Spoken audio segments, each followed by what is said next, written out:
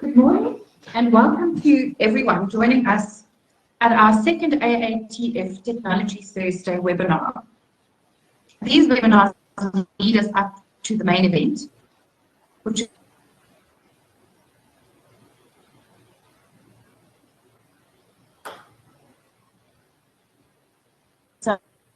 at Pharmacom Holdings, which is an events management company. Hello, everybody. We seem and to also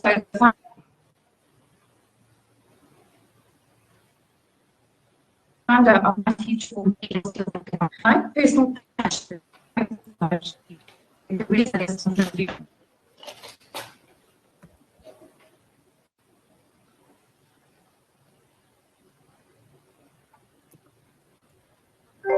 Hello, everybody. We seem to be having some challenges with Hanli's camera, which with her connection. If you could just give us a second, please. We will sort this out now. Thank you.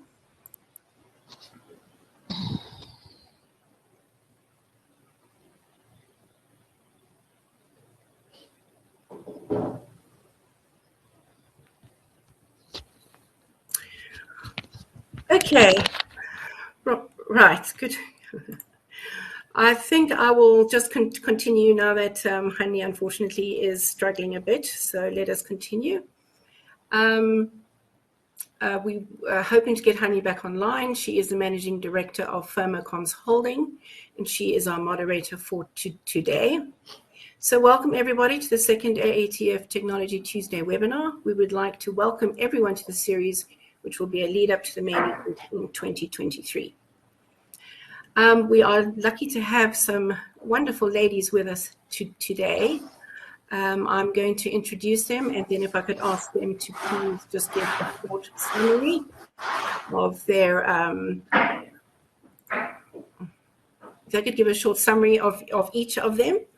I would like to start with Shay Trim. Shay, could you please give us a short outline of your bio, please? Hi everyone, I'm Shay Trim and I work with the sport group. We are an industrial turnkey automation company, and our main goal is to support clients and give the best service with SLAs and everything. We also have the best of both worlds, electrical and mechanical engineering. So a little bit about myself. I would like to think of myself as a good example for young women out there. As a young woman, it wasn't always easy to be taken seriously. Oh goodness. Are you on mute? No, sorry, Hanli has just joined us. Okay. Hanli, Shay was just giving an introduction to yourself. Okay, so it wasn't always easy to be taken seriously. However, I persevered through everything, and I qualified as an instrumentation technician at the age of 21. I am aggressive, long life learner. I am confident and assertive when needed. My trade is predominantly male, with extremely few women. And along with this came quite a few challenges. The first challenge would be my toolbox. When I started my trade, the toolbox was super heavy and it was very big. So for every challenge, there's a solution. So I decided to put it on board. The general perception is that this is a man's field. But in all honesty, in all the groups I've worked with, they treated me equal and there was no display of different gender treatment, which is a good thing. It's mind over matter when working in a man's world.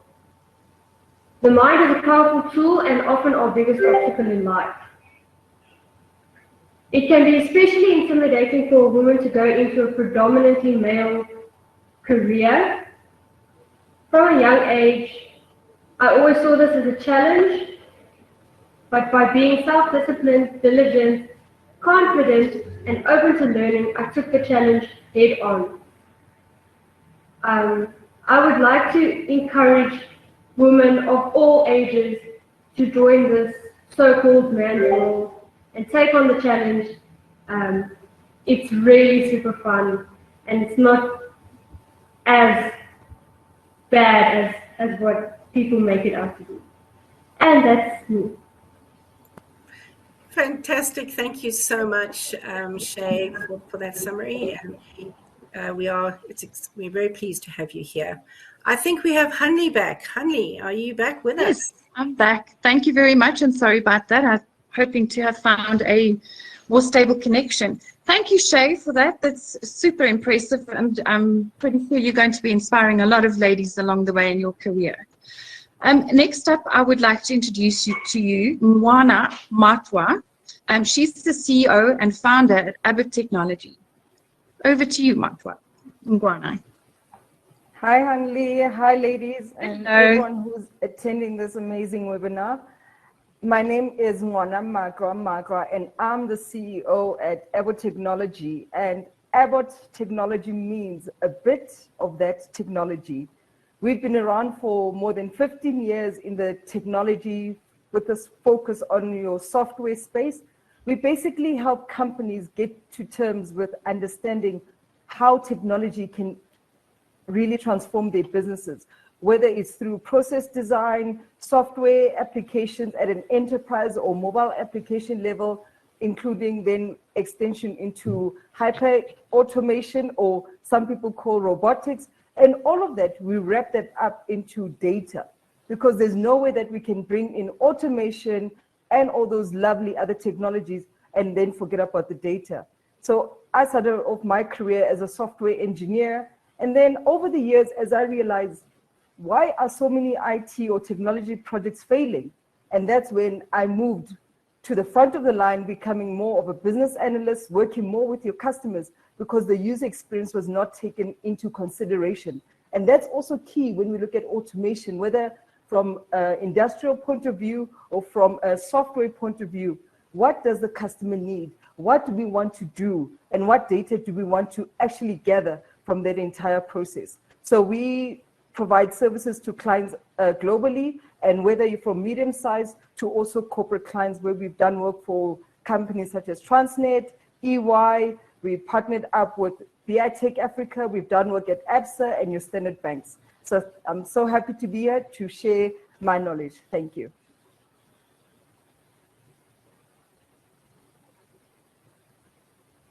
To you, Letitia De Jager, who is with Amran, and she is the Regional Marketing Manager. Welcome, Letitia. Morning, Hanli, and everyone. Thanks for the introduction. A little bit about myself. I completed my undergraduate studies at Tux and then went on to complete my postgraduate in business management at UNISA. I've been working in industrial sectors in South Africa and Sub-Saharan Africa for most of my career, and almost half of that has been in industrial automation. I absolutely love to get involved in developing initiatives that create synergies between society and innovative technologies, and I passionately support skills development, and of course, I have a special interest in the advancement of women in industry. Thank you.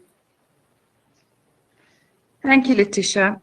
And lastly, but definitely not least, all the way from Nigeria, Lagos, this morning joining us, is Adibole Adeoye. Welcome, Adibole. Adibole is a technology sales solution professional and an independent consultant, and she's also a global champion of Women in Technology Africa. Over to you. Good morning, everyone. Okay, good. Thank you, Anil, and good morning, everyone, and good morning, all the attendants as well. I hope you can all hear me properly. My name is Adibole Adeoye. I have 15 years experience in telecommunications and electronics manufacturing companies. I've worked with in technology, in sales, in business development as well. I started my humble career as a call center agent, and that's where I got the interest from in technology, actually. I came into technology from the business angle part of it, and since then it's been a very wonderful and beautiful ride for me. My concept was that it was a male-dominated environment until when I got into technology and I realized that there are lots of women doing beautiful things. And I said, you know what, this is where I'm supposed to be. This is my calling. And my passion for this actually made me to go into solution selling. And I've developed solutions from smart banking to the first smart school in West Africa, to smart learning, and that smart center learning with financial capabilities as well, in one of the top universities in Nigeria. And this has been a wonderful ride for me. And currently, I'm an independent consultant. I work on projects in the technology field and also a global champion for women in tech Africa. For me, I believe if I can have this success and be passionate about this, not reading technology in school, and I'm still gaining a lot of success, then we need lots of women, especially the young girls, to come in at a very young age into the field of technology. We're not going back, we're not backing down. This is where women need to be in. Thank you. Wow, we're certainly so blessed to have all four of you here this morning. It's incredibly inspiring to listen to these stories and the careers that you are paving for others. So I'm really, really excited to get started with these couple of questions that we have for you. I'm going to start off with Letitia and then also move on to Shay with the following question.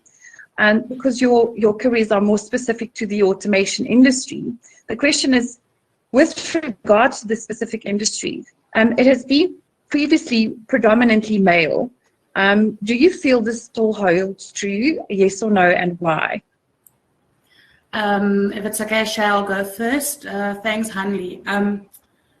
Unfortunately, absolutely, it's still true. I recently read a report by PwC, and there they state that women remain significantly underrepresented in emerging tech. And in my opinion, this obviously also then becomes applicable to the automation industry. They say in the top 10 tech companies, women only hold 19% of tech-related jobs, and only 28% are in leadership. In South Africa, the stats also tell a very interesting story.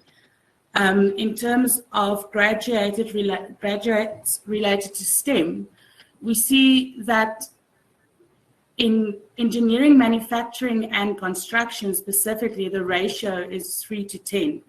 So that means for every 10 qualified males, there's only 3 females. As a result, this gives companies a significantly smaller pool of female talent to recruit from. And unfortunately, that means that the industry is still and will remain male dominant until we can fix that problem. Wow. Letitia, sorry, if I can just quickly ask a very quick question just on that note. Having been quite involved with the automation industry from an eventing perspective, but obviously have made quite a lot of the companies that are very prominent here in South Africa especially, I've also noticed that even coming through the ranks, people study engineering, but they're not particularly familiar with automation engineering as such. I have seen quite a lot of young females come through and ask about it, but is it potentially, and this is also a question for Shay if she'd like to answer this afterwards, is it possible that the automation industry itself, with regards to studying that specific, into that specific field, is possibly not marketing itself? I think, Hanli, you absolutely hit the nail on the head there.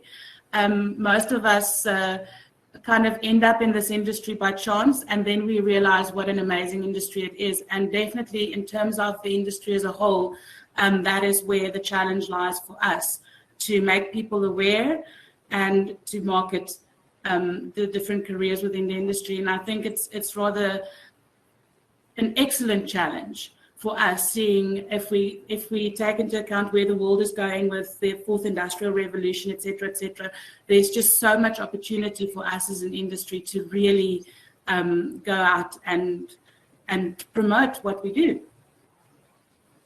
Absolutely. Shay, what are your thoughts on that? Well, I have to fully agree with Letitia. Automation engineering is not really promoted. Like, I didn't really know about it. I come from the mining industry. So I also just ended up here by chance. And you know what? It's really an amazing place, especially for women. So that's to answer that question.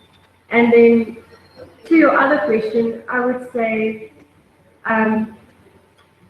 no, I have worked with many women in senior roles. So there's definitely an improvement as to women being promoted and, you know, women in senior roles. Back in the day, you wouldn't have seen a female engineer or female GM, general manager. But I've worked with these people, and they are. So it is still male dominant, and there's definitely room for improvement. But us as women, we are making a stand, and we are getting there. We're making our voices heard. More women are being employed in higher positions, and it's a good thing. It's maybe not high numbers, but we're getting there. It's a start. Great. Thank you, Shay. Thanks for that. The next question I'm going to pose to everyone.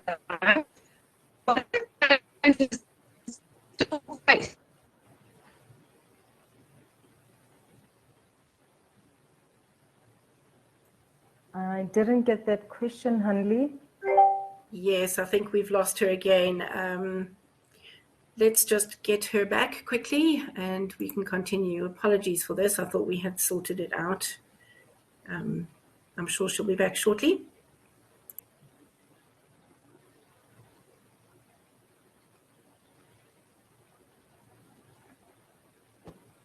Was I the only one who didn't get the question? No, the question's coming now. Let me read it to you quickly. She was actually saying, what are, with regards to training, have more females been included into training programs? I would say yes, there is a change that is being made where more women are being included in training programs with regards to automation. And what is key for me is that it's not only women already in the workplace, but I see many training programs teaching girls in primary school and even at a kindergarten or crèche level about robotics, and also showing them it's not about learning the technology, but rather about what problem are we trying to solve with the technology. Because it's all good and well, yes, they understand robotics, they understand AI, but it's about, I'm in this environment, I'm in South Africa. Where can I put automation or industrial engineering or industrial automation within my space? How do I solve an education problem? How do I solve a water problem? How do I solve an electricity problem? We all know Eskom needs help. So if we're already starting at that level and showing children, this is what automation is, and it is not about gender, but rather how creative are you? Because we need creative solutions which lead to innovation. How fast can we implement those solutions? And we're then also thinking, how do we teach these children, if you're in a rural area, what type of technology or automation technology can then be implemented? So I am seeing those changes, and it's good that it's not only focused on older women or matured women, but younger girls, and also slowly where we need to make a difference is away from the city centers in the rural areas. That's where also we need to have those types of tutorials taking place or coaching sessions taking place, because there's smart women or girls in those areas. Thank you. Thank you, Ngwana. I totally agree with you. As I mentioned earlier, I've had quite a few experiences in the rural areas in South Africa where young ladies weren't even allowed, as I said, to even attend an event to find out more about what they could become one day. And technology is an absolute no-no if you were considering a career. And this is as recently as 2 years ago, that you possibly could consider the more sort of traditional female careers, but absolutely not technology. It was total taboo at the time. So I wanted to ask you, what have you come across in your career that are really good, maybe ideas or platforms that one could consider while we're in our day-to-day working careers, just perhaps convince a company that we're working with or a sponsor that we're working with to take technology out to those rural areas? Have there been quite a lot of movement in trying to get the message out to those young ladies?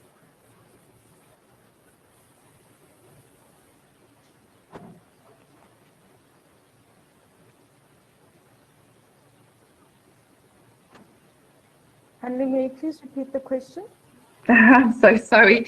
In actual fact, I'm thinking perhaps we should all just find a couple of very bright young women to try and fix our fiber and our Wi-Fi connections for starters.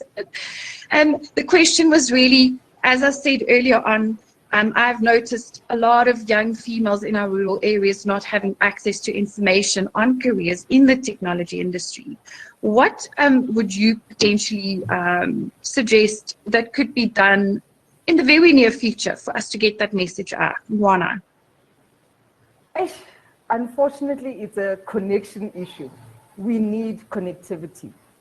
If we are not improving our infrastructure, we have a problem. That is key. Number two, the cost of data. We need to reduce the cost of data. Yes, I see some organizations are working with like your Vodacoms and your telcos to have your zero-rated applications or platforms, but more needs to be done. And whether it's with a private organization, MTN or Vodacom pushing a government to reduce that data, or rather government actually pushing these telcos to say reduce data, and not just for school children, even women who are saying, what am I going to do? Many women have now been retrenched due to COVID. What are they going to do? Automation could be a place where they could start their next career. So if we fix, number one, our infrastructure in the country, see how to roll it out as efficiently as possible, something that is working, sustainable, try different technologies. And then, of course, the data issue. And then see, I mean, there's brilliant platforms such as Khan Academy, Udemy, Coursera, that teaches children about automation. And even on the IBM platform, which I've also looked at. So we need to first start at the grassroots infrastructure and the data. Great, thank you. I'm sorry that I disappeared for a little while, so I'm not quite sure if Adebola managed to answer the same question yet.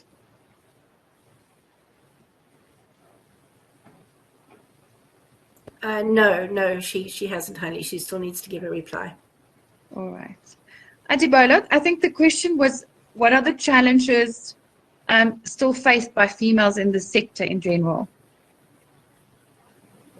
Okay, Anil, thank you about that. For me, the challenges that I feel that are still out here within the sector is gender equality and the training for women as well. And the stereotype that the sector is basically a male-dominated sector, and whereby so more women are not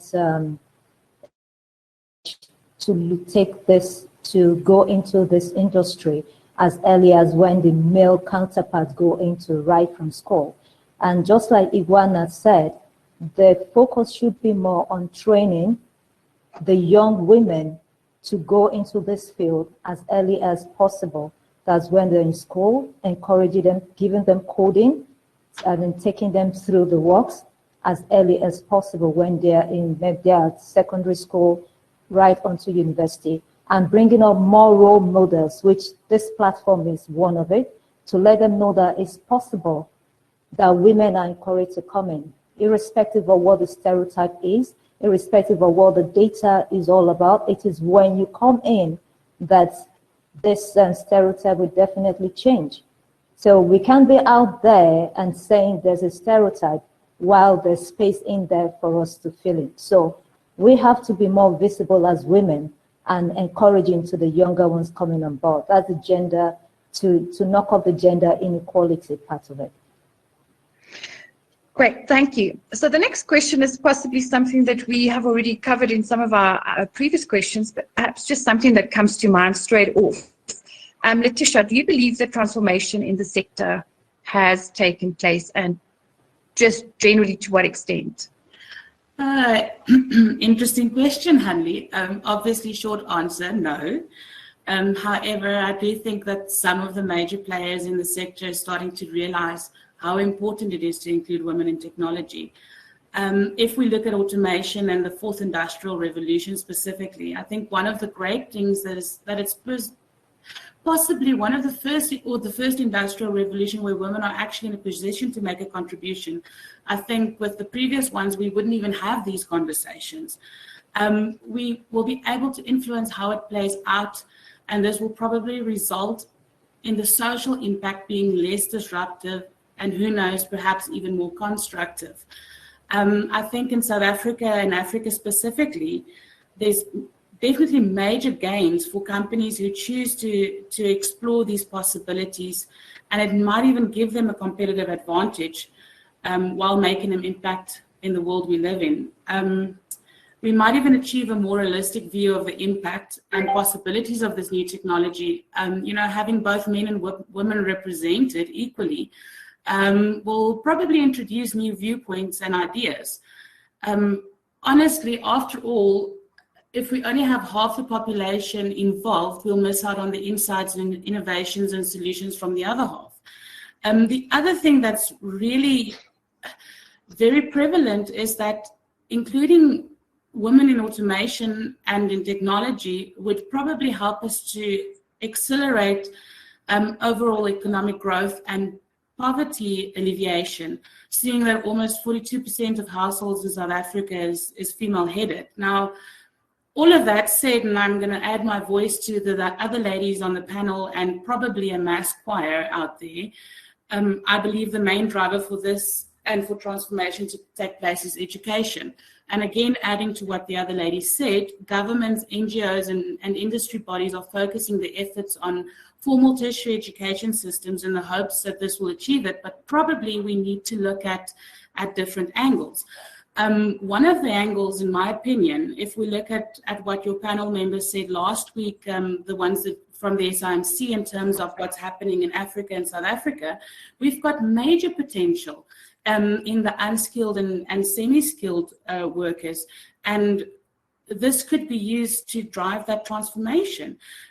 Things like the Artisan 4.0 course that CTC developed, and obviously Omron helped and we endorsed it, could really help to accelerate this transformation in industry. Well said there, Letitia. Thank you. I see Victor here agreed with you. More holistic view, completely agree. Share your thoughts on that.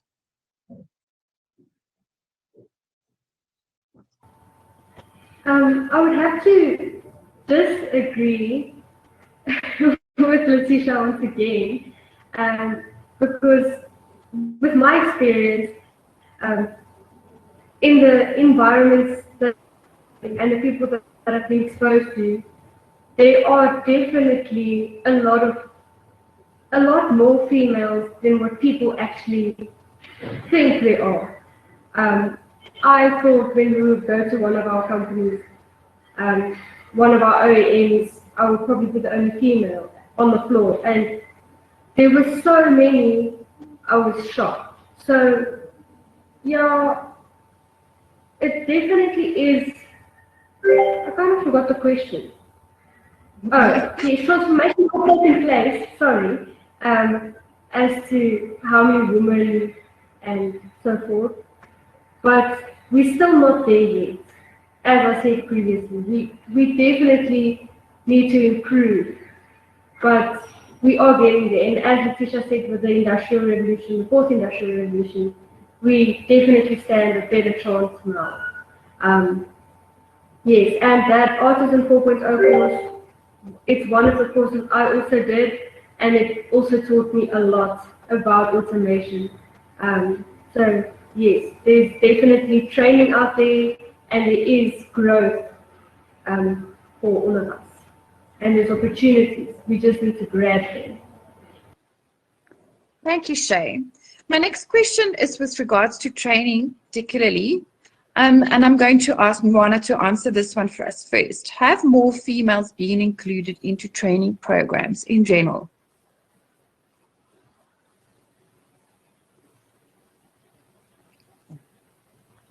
Hi, Hanli. Yes, I do see a change where women are getting included in training programs, because you see, just last week, I have seen a training program for drone technology. And it's I forgot which company was doing that. So, and I'm seeing more and more of these programs taking place. And what I would like for those programs is, how do we measure impact? It's so easy to get funding or run a program saying, I'm training 100 women, or I'm training 100 schoolgirls, and it's all just for show. But what happens after? I don't want my child or my niece or my neighbors to just go and get a certificate and say, oh, I attended this course. No. Are these courses practical? And if it's something for, a course is something for, let's say a woman at school or even in the work environment or working age, can they use that training or that certificate to go to another company or to the job market and say, I have trained on this particular course, this is what I have learned, and this is the practical experience that I have gained. Impact is much more important, and that is the game changer that all these training organizations need to be thinking about. Instead of saying, let's go for mass, let's rather aim for quality. And also see, don't come and tell me in this day and age about, oh, I need Word, Excel. Yes, those are important. You still need to do your balance sheet as you're running your business. But if we are now competing with the US, Israel, who knows where else, am I taking my African child, my South African sister, and putting them in the same playing field by giving them the most appropriate course? That's the impact that we're looking for, and not just those fluffy type of things. Oh, you just got this AI certificate, but it means nothing. It's not worth the paper it's written on. Yeah. Great, thank you. I see Elrie Clear agrees with you. She says we have so many brilliant young ladies out there. They should be given the opportunity to improve the industry. I totally agree with that. Shay, do you have any other thoughts on training? Yes, I would have to disagree once again. With my experience, my personal experience, it's a very stereotypical thing towards females when it comes to training. We don't really get presented the opportunities or asked, is this training that you would like to do? We just get booked for training and then you have to do it. Or your superiors think, oh, well, you're not suitable for this because you're a woman, so I'm not going to book you for this training. It's not presented to you in a way that you can say, you know what, yeah, it's probably a bit difficult, but I want to do it. We don't get that opportunity. So it's a very stereotypical subject in my eyes, or in my experience. That's just my point of view, but yes. But Shay, are we looking at it from a company focus or in general or countrywide? Because if we're looking at it from a company perspective, then there's a problem, and we cannot yet say what zip code is not doing or not how they're running the training affects the rest of the country. So we need to be very careful as to, yes, how you're managing. And I do agree with you that they need to rather be more engaging as to what type of training do you want to have in the organization to propel your career. And of course, the company also needs to be looking at their balance sheet as to what can they offer. But of course, how do we ensure that Shay is positioned in put in the best position for her to succeed? But now, if we look at many other training programs outside of zip code, we're looking at what is the impact. And some of them, like if I looked at the recent advert I saw of the drone training, I look at them like, okay, it's exciting, lovely poster, but what happens afterwards? And Shay is not involved in that type of program. And there's been many other programs that we have seen over the years that it's all about the numbers. And unfortunately, they're not in a position to say, oh, girls, what type of training do you want to do with regards to automation? It's something that they hopefully have done enough research, looked at the market, have done consultation with many of the corporates to say, what if we were to train girls on this type of automation? Would they have a place in your company? So that's where also organizations need to come in place, and where my company does that quite well, where we are building pipeline with the universities, and we're also working with the Tsimulukhong precinct as coaches, so that we can bridge that gap, because it can't only just be academia, it can't only just be government. Private sector has to play a role, and you don't need to be a huge company. Even at a SME level, a company can make a difference to one child's life, where we say we are at the forefront of realizing where our technology is going globally. Now, I see that at the university that I attended, they are not fast enough, and they do not have the resources for them to do the research and connect them with what is happening with regards to 4IR and so forth. It's our chance, or rather it's our mandate, that we connect with those organizations and say, this is what 4IR means. Many of the times we hear people saying, go be a data scientist. Do people know what data scientist entails? You can't be doing maths literacy on data scientists. Do you understand statistics? Do you understand predictive algorithms? We need to make sure, but that can only happen if there's a clear partnership between private sector as well as the academia, and then we start grooming them there. And unfortunately, if it's a company issue, that something, as you say, need to push back on and say, this is how we need to take the change and make that internal change. But externally, it's something totally different. Moana, I wasn't specifically referring to Zipcord, my company, as I have worked at other companies in a whole. So I definitely wouldn't like to put Zipcord in a bad light. No, we literally have training every week. We swamped with training. But just in my experience, it hasn't always been an open choice. It was chosen for you, whether you are capable of doing the training or no, we don't think you can do it, we're not sending you for it. So it's not company related at all. It's just out of personal experience. I just wanted to clear that up, not to, give anything a bad name,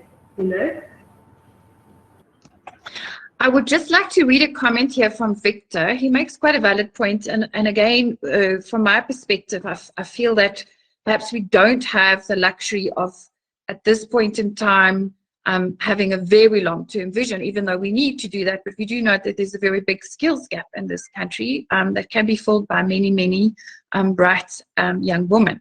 But Victor says here, my 14-year-old daughter is fortunate to have coding and 3D modeling as one of her subjects. I would love to see these subjects not only in some private schools, but also rolled out to all government schools.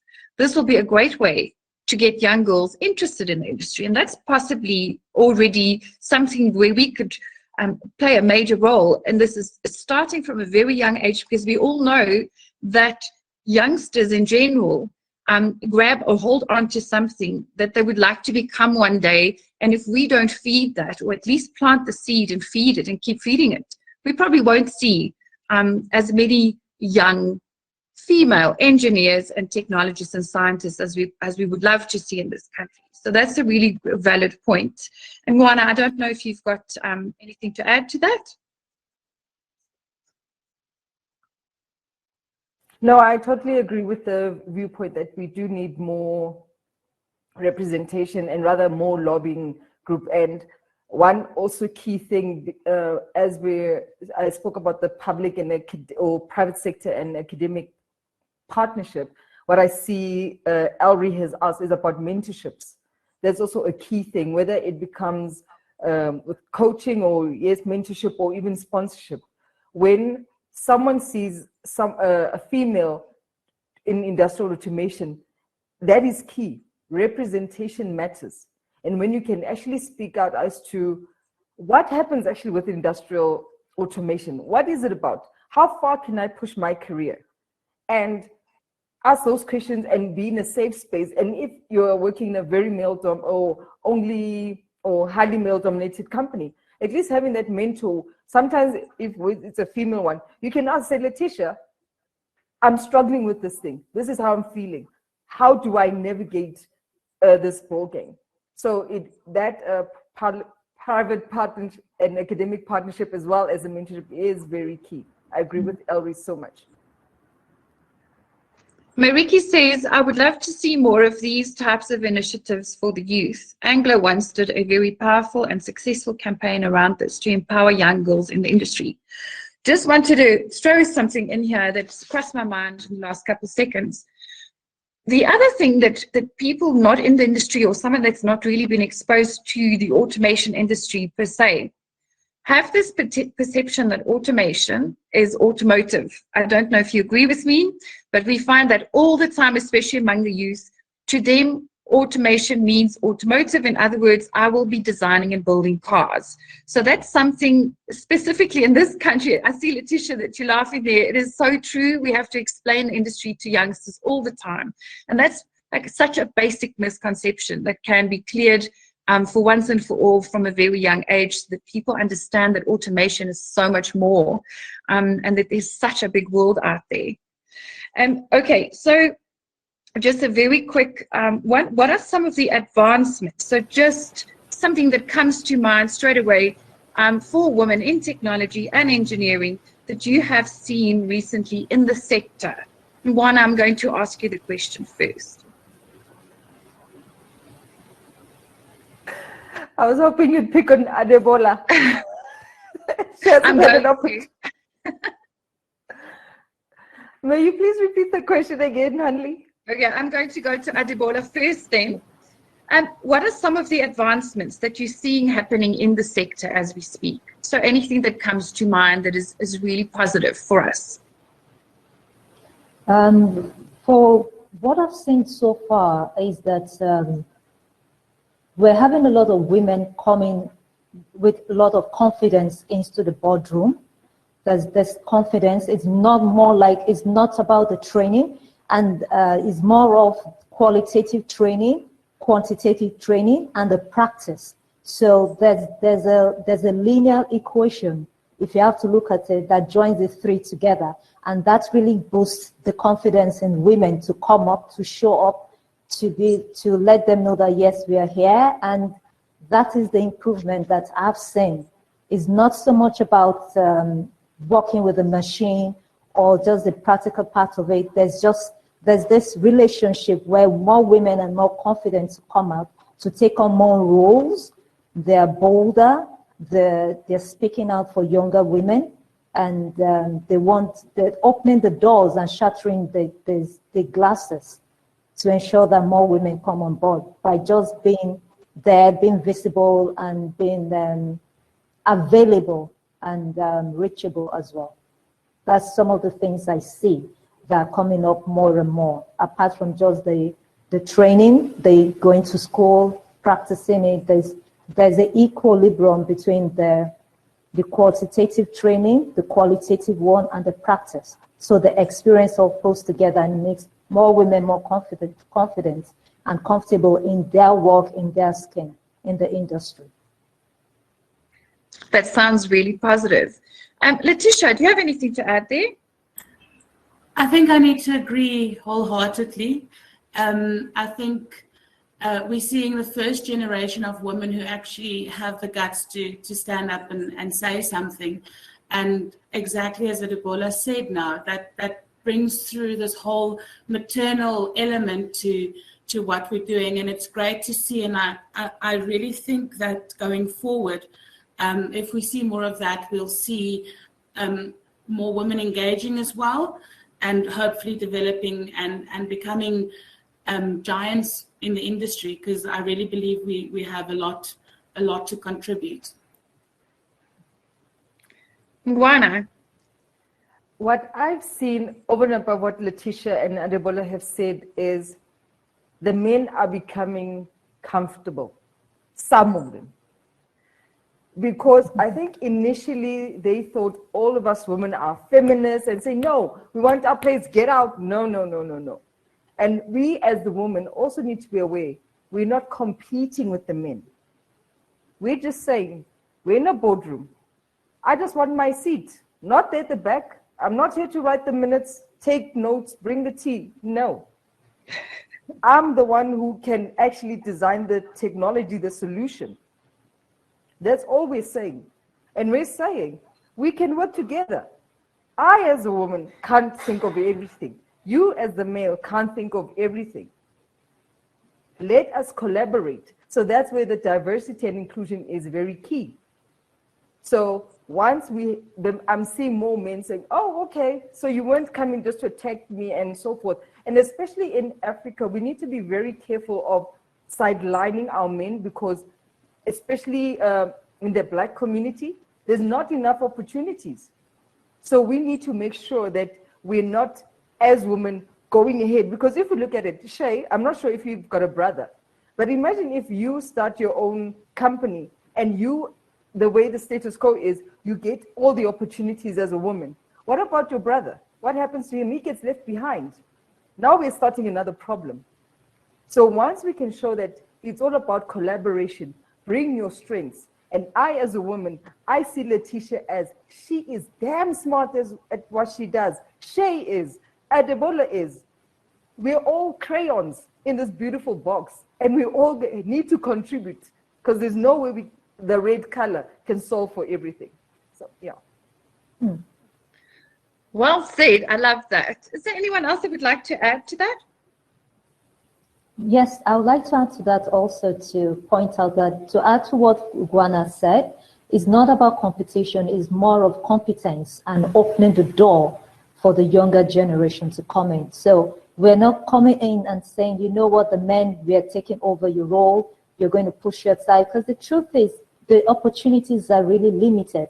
What we're looking at is how can we add on to be more competent. We're not actually looking at taking the bread, taking the plate, taking the old bakery.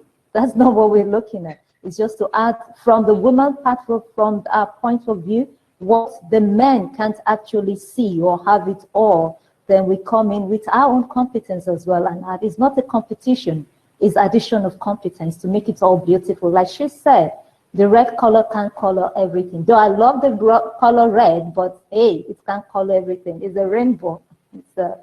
I just need to have that as well. I absolutely love that because I think, I speak for a whole bunch of my friends and colleagues in the technology industry. I don't think it was ever a matter of rah-rah feminists. We want to take over the world. We want to kick all the men out of the boardroom. It's never been about that. We need to speak for our sisters who might not be able to speak for themselves within their families, with brothers and uncles and fathers who might not see the bigger picture, and especially this very colorful picture that we're trying to paint.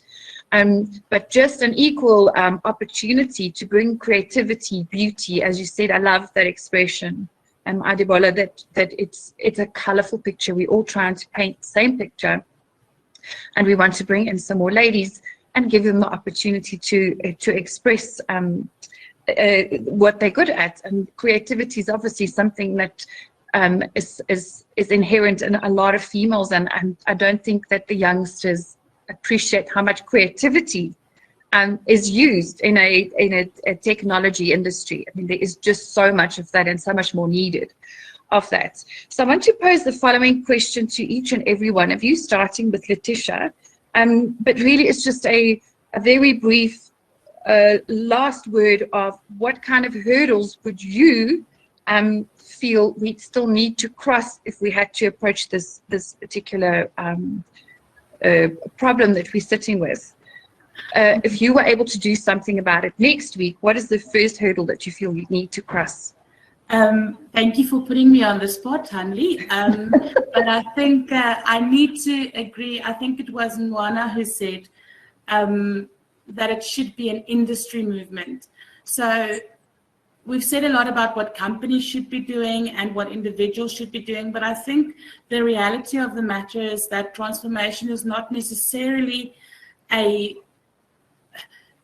priority for an individual company. And I think if we can get industry bodies to really back us, and I think Victor and Mariki mentioned it in the chat as well, that we should have some kind of advisory board for women in technology.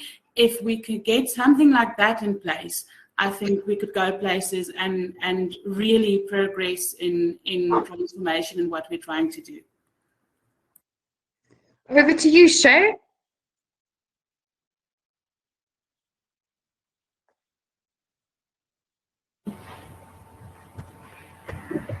Okay. So I don't know. I don't know. Do you want personal experience or just as a whole in the industry?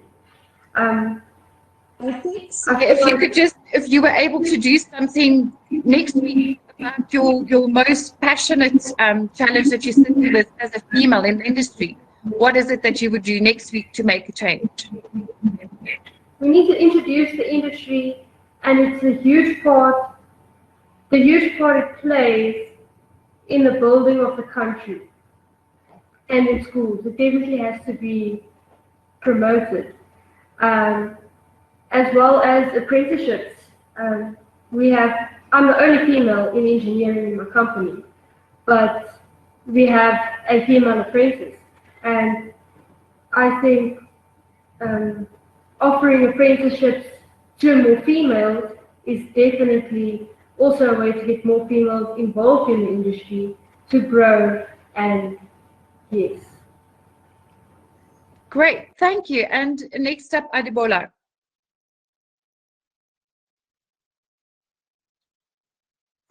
What I would do is to get an advert of women in automation, like this platform has given, and have it played on maybe Facebook, on LinkedIn, and let them see that there are women in automation, like Letitia, Iguana, women that are doing beautiful works in automation, even seeing women in their uniforms, maybe in their mechanic uniform in the automation, and have it played on the social media platforms, so that more, especially on Instagram, so that more young girls can see that this is a field that is a beautiful field and is a field that is inviting, so that there could be more visibility. So for me, for next week, if I'm given the role and of course the finances, this is what we go all out there to promote visibility for women in automation.